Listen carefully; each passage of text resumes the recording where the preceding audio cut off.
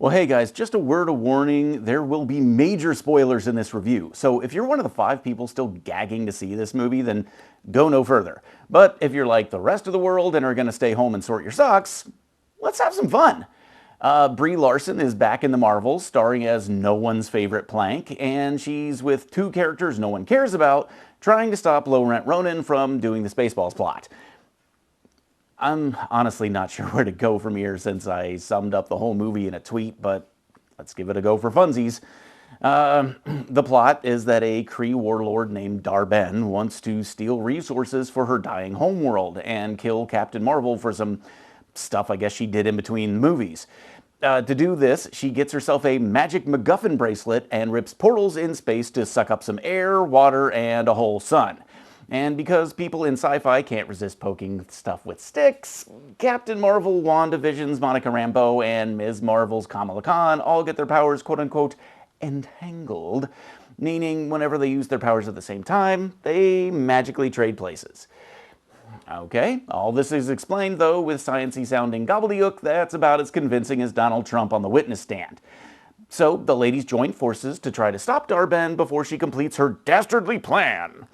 Okay, the movie is entertaining in its own way, even though the jarring shifts in tone make the reshoots stick out like an elephant in an alpaca parade. Brie Larson manages to be more endearing and less mechanical than her previous outings in the MCU. Teyonah Parris is fun and charming as Rambeau, and I almost forgot that that was the same woman who pretended crimes against humanity were virtuous in WandaVision. Almost. And even though Iman Vellani's chirpy Kamala Khan was a bit much, like a lot sometimes, her youthful exuberance was a nice foil for the more reserved older heroes. But as entertaining as the ladies are to watch, the movie as a whole is kind of a mess. And that's down to the massively rewritten script. When you repeatedly hack chunks out of a script, you have to be careful you don't cause more problems elsewhere. A few missteps can be overlooked, but the sheer number of stupid contrivances, contradictions, and hard tonal redirects builds up until the only way to overlook them is to turn off your brain entirely. The bad guy's plan, like I said, is just Spaceballs. When that dawned on me about 2 minutes after she starts talking to the Skrulls, I had to bite my lip to keep from falling out of my chair laughing. I half expected Dark Helmet to show up. And I know that she wants to destroy worlds connected to Captain Marvel, but if what she really wants is resources to save her people, why does she go to 3 different planets to get them? She needs air, water, and a sun, right? Every world she visits has those things. Why not get all 3 in one place? It's a one-stop planetary resource Walmart. You don't have to drive across the galaxy to get Cheerios and underwear. They've got them both. So get your stuff, save your people, and then go blow up the other planets you're pissed at. Problem solved. And why pretend to strike peace treaties with the natives on those planets when all you have to do is open a portal in space? And if that portal thing is strong enough to suck up an ocean, wouldn't it also be strong enough to suck up the much lighter air? So why take the air from one planet and then go get the water from another? Why do this 3 separate times? Aren't your people dying? You'd think you'd want to hurry this thing up. And then there's the teleportation gimmick. The heroes trade places whenever they use their powers at the same time, right? Except when they don't. There's about a half a dozen times when Captain Marvel is flying around and switches with Kamala Khan, who can't fly, which means there's a teenage girl plummeting to her death somewhere. But then she shows up later perfectly fine. Shouldn't she be a grease spot by now? I'm guessing this little oversight is because The Marvels, like most modern Disney movies, is written by people who just forget characters exist when they're not on screen, and we're supposed to do likewise. I mean, I know a lot of people are going to say, okay, this is a movie about superheroes and superpowers. It doesn't all have to make sense. You got to suspend your disbelief and all that other stuff. But come on, man. Even with superhero movies, you got to have at least a little logic. Otherwise, all you're doing is throwing crap at the wall to see what sticks.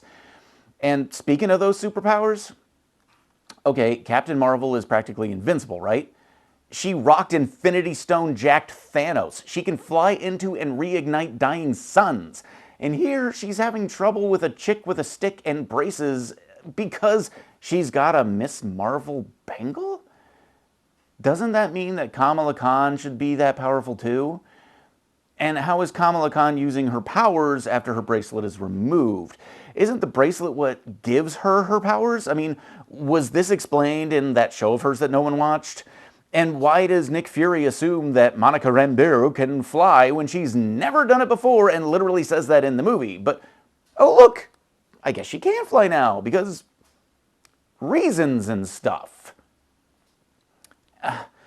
And oh my, speaking of that dying sun thing, wait until Neil deGrasse Tyson gets a hold of this movie, because that dying sun plot device alone will launch 1,000 tweets.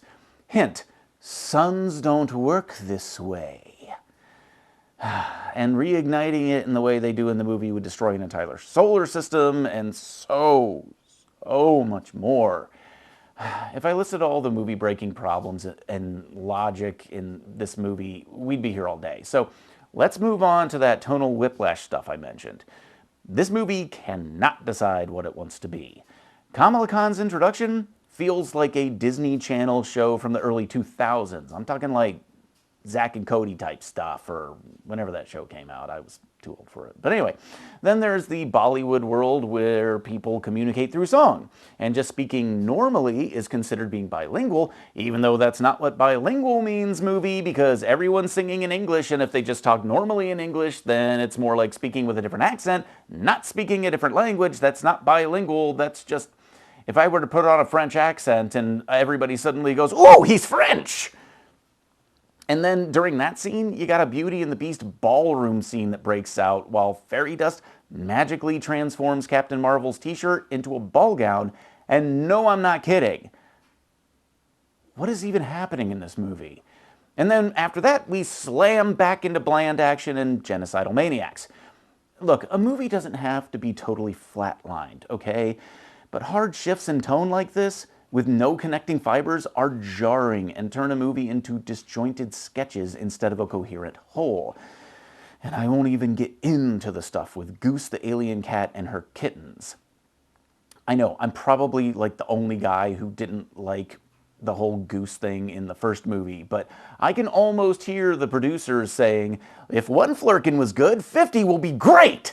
Because no one in Hollywood has learned that replacing rarity with overabundance only makes something less special and eventually boring, a la lightsabers in the prequels and Star Wars. Folks will be kind of entertained by it for a little bit, like a child with shiny keys, but you've blown your load. You've got nowhere to go from here except beating the shiny thing to death until people tire of it.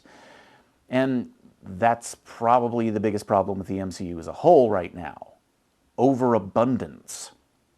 The constant deluge of MCU content in the last few years, most of it poor to middling, has stripped the MCU of its specialness. In the past year alone, we've had something like 7 or 8 MCU movies and shows where before there'd be 1 or 2. When you constantly cram mediocre products down people's throats without giving them a chance to breathe and process what they've seen, they get exhausted and apathetic. There's no time to build up their excitement, and they just get tired.